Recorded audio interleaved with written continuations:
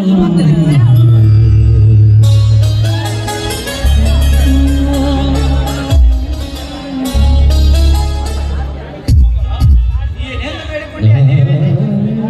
ಸ್ವಾಮಿ, ಪ್ರತಿನಿತ್ಯ ನಿಮ್ಮ ಸುಖದ ಸೌಖ್ಯವನ್ನೇ ಬಯಸಿದ್ದೇನೆ ನಾನು. ಸುಮಂಗಲಿಯರ ಮಾಂಗಲ್ಯ ಹರುವ ಹರಾಮಕೋರರಿಗೆ ಮತ್ತೊಮ್ಮೆ ಮಹಾಕಾಳಿಯಾಗಿ ಅವತರಿಸಿ ಬಾ ಅಂತ ಆ ತಾಯಿಯಲ್ಲಿ ಭಕ್ತಿಯಿಂದ ಬೇಡಿಕೊಂಡೇ ನಾನು. ಮೆಚ್ಚಿಕೊಂಡೇ ನೋಡಿ. ಸುಖ ಸಂಪತ್ತು ಬೇಡುತ್ತಿರುವ ಈ ಕಾಲದಲ್ಲಿ ಶಾಂತಿ ಸಮಾಜ ನಿರ್ಮಾಣ ಬೇಡಿಕೊಳ್ಳುತ್ತಿರುವುದು ನೋಡಿ ನನಗೆ ಬಹಳ ಸಂತೋಷವಾಯಿತು. ಸ್ವಾಮಿ, ಮೊದಲು ನಿಮ್ಮ ಹೆಗಲ ಮೇಲಿನ ಸಲಿಕೆಯನ್ನು ಕೆಳಗಿಡಿ. ಬಿಸಿಲಿಗೆ ತಾಪಕ್ಕೆ ಬೆಂದಾದ ಈ ನಿಮ್ಮ ದೇಹಕ್ಕೆ ನೀರು ಕೊಡುತ್ತೇನೆ. ಅದಕ್ಕಿಂತ ಮುಂಚೆ ದೇವರಿಗೆ ನಮಸ್ಕರಿಸಿ ಪ್ರಸಾದ ತೆಗೆದುಕೊಳ್ಳಿ. ನೀವು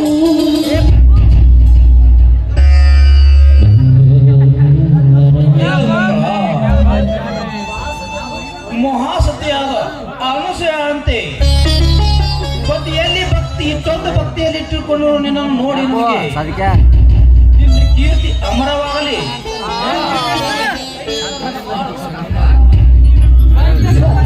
ಮೊದಲು ನಿಮಗೆ ಬಾಯಾರಿಕೆ ಆಗಿದೆ, ಒಳಗಡೆ ಬನ್ನಿ, ನೀರು ಕುಡಿಯುವರಂತೆ ನೀವು.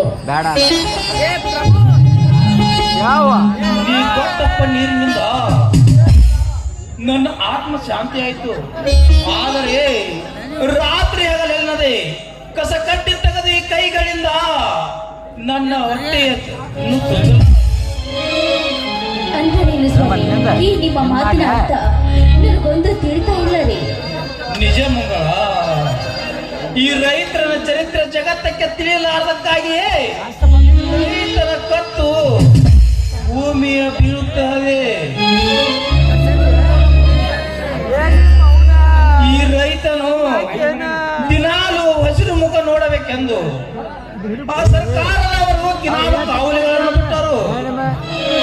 ಆ ಕಾವಲಿಗಾಗಿ ನಮ್ಮ ಭೂಮಿ ಹೋಯಿತು. ಹೋದ ಭೂಮಿಗೆ ಹಣವೂ ಬರಲಿಲ್ಲ. ಉಳಿದ ಭೂಮಿಯಲ್ಲಿ ಬಿತ್ತನೆ ಮಾಡಬೇಕೆಂದರೆ ಅದಕ್ಕೆ ಆ ನದಿಯಿಂದ ನೀರು ಬರಲಿಲ್ಲ. ಆ ಮಳೆ ರಾಯನನ್ನು ನೆನೆಸಿಕೊಂಡು ಬಿತ್ತನೆ ಮಾಡಬೇಕೆಂದರೆ ಆ ಸರ್ಕಾರದ ಸಬ್ಸಿಡಿಯಲ್ಲಿ ಗೊಬ್ಬರ ಬೀಜವೂ ಹೊಸವಿನ ಸಗಣಿಯಿಂದ ಸುಮಾರನ್ನು ಬೆಳೆದುಕೊಂಡು ಮಾರುಕಟ್ಟೆಗೆ ಒಯ್ದರೆ ಅದಕ್ಕೆ ಸರಿಯಾದ ಬೆಲೆಯೂ ಸಿಗಲಿಲ್ಲ. ರೈತ ವಿರೋಧಿಗಳಿಗೆ ಕಚ್ಚಿ ಹಾಕಿ ನಿಲ್ಬೇಕು ಅಂತ ಹೇಳ್ತೀರಾ ನೀವು? ಅನ್ನುವುದೇನಿದೆ ಮಂಗಳ,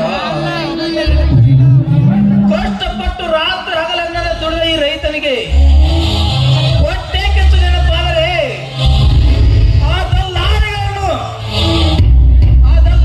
ಸಹಾಯಗಳನ್ನು ಕೊಂಚ ಹಾಕಿ ಅವರ ಸತ್ತ ಆತ್ಮಕ್ಕೆ ಚಪ್ಪಲಿ ಹಾಕಿ ಸುಟ್ಟ ಬಿಡಬೇಕೆನ್ನಿಸುತ್ತದೆ. ಆದ್ರೂ ಸರಿ ಸ್ವಾಮಿ, ನೀವು ಶಾಂತರಾಗುವುದು ಒಳ್ಳೆಯದು ಸ್ವಾಮಿ.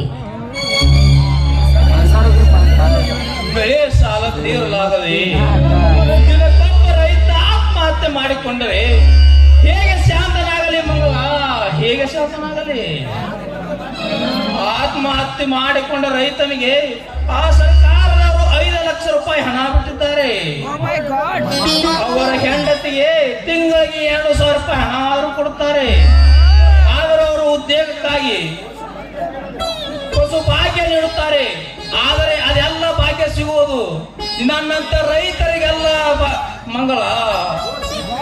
ಓಸಿ ಜೂಜು ಗುಟುಕಾಡಿ ಸೋತು ಆ ಮಾಂಗಲ್ಯವನ್ನು ಮಾಡುತ್ತಾ ಸುಧಾಮರಿಗೆ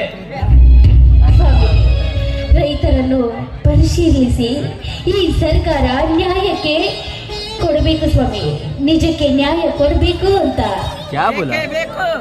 ಕೊಂಡಿತು ನಾಯಿ ಅಧಿಕಾರಿಶಾಹಿಗಳು ಲಂಚದ ಮಾಂಸ ಬೇರೆ ಕುಲ ನಗುತ್ತಿರುವಾಗ ನಮ್ಮಂತ ರೈತರಿಗೆ ಎಲ್ಲಿದೆ ಬೆಲೆ? ಪ್ರತಿ ವರ್ಷದ ಬರಗಾಲದಲ್ಲಿ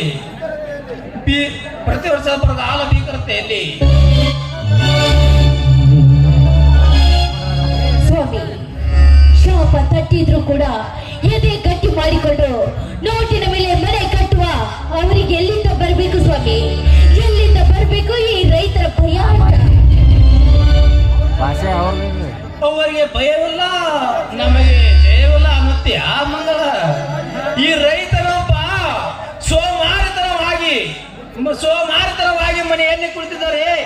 ಅವರು ಇವತ್ತಿಗೆ ಭಿಕ್ಷೆ ಬೇಡುತ್ತಿರುತ್ತಾಗಿತ್ತು. ಆಹಾರವೆಲ್ಲ ಹಣವೆಲ್ಲ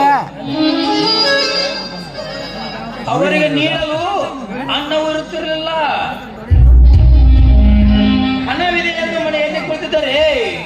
ಅವರು ಹಣ ತಿನ್ನುತ್ತಾಗುತ್ತಿಲ್ಲ, ಕಲ್ಲು ಕಟ್ಟಿಗೆ ತಿನ್ನುತ್ತಾಗುತ್ತಿತ್ತು. ಸ್ವಾಮಿ, ಈ ರೈತ ಕಾಯಕದಿಂದ ಕೈಲಾಸವನ್ನೇ ಕಂಡಿದ್ದಾನೆ. ನಿಮಗೋಸ್ಕರ ಬಿಸಿ ಬಿಸಿಯಾದ ಅಡಿಗೆ ಮಾಡಿದ್ದೇನೆ, ಬನ್ನಿ ಸ್ವಾಮಿ ಪ್ರಸಾದಕ್ಕೆ. ಚಿನ್ನ ಪ್ರಸಾದ ಅನಂತರ ಒಂದು ಗಾನ ಪ್ರಸಾದದಲ್ಲಿ ನೀವು ಕೇಳುವುದು ಹೆಚ್ಚ, ನಾನು ಕೊಡುವುದು ಹೆಚ್ಚ.